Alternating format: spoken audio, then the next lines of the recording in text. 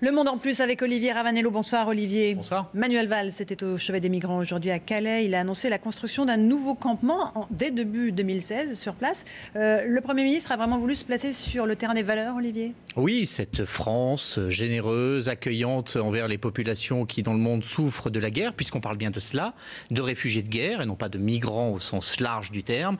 La question qui occupe tout le monde, c'est bien par exemple ceux qui fuient la guerre en Syrie pour essayer de venir trouver refuge en famille sur les côtes françaises. Et ce discours, en effet, ça a été de se mettre dans la posture de la France éternelle et généreuse.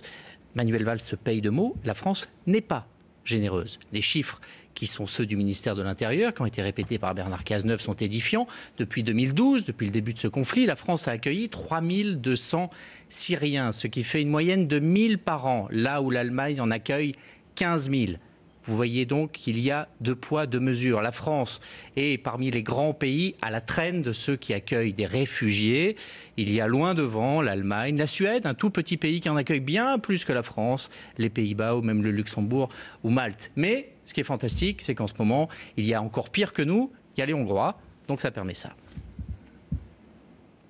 Notre responsabilité à tous, c'est ensuite de s'assurer que le droit d'asile, droit fondamental, auquel l'Europe est attachée, auquel la France est tout particulièrement attachée, que ce droit soit partout respecté.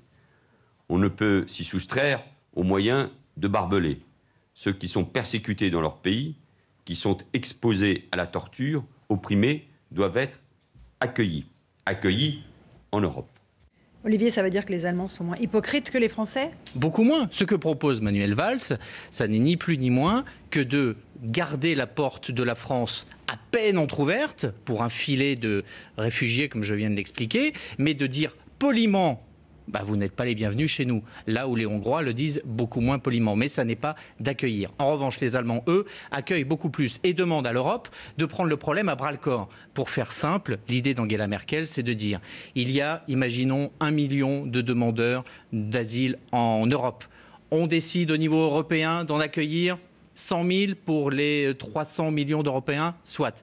Comment est-ce qu'on se répartit ces réfugiés selon les pays, en fonction de la taille du pays, en fonction de la richesse du pays? C'est ça qui permettrait de fixer des quotas en disant, voilà, vous les Allemands, vous en prenez tant, vous les Français, vous en prenez tant. Si vous prenez en compte le PIB et la taille, ça veut dire que la France devrait en accueillir au moins 10 fois plus qu'aujourd'hui. Vous avez là l'explication qui fait que la France ne veut pas de cette politique de quotas. Elle est donc sur un double discours. D'un côté, elle appelle avec les Allemands à une mobilisation européenne, mais quand il faut trouver une solution concrète, il n'y a plus personne. Le Monde en plus avec Olivier Ravanello. Merci beaucoup Olivier. Dans un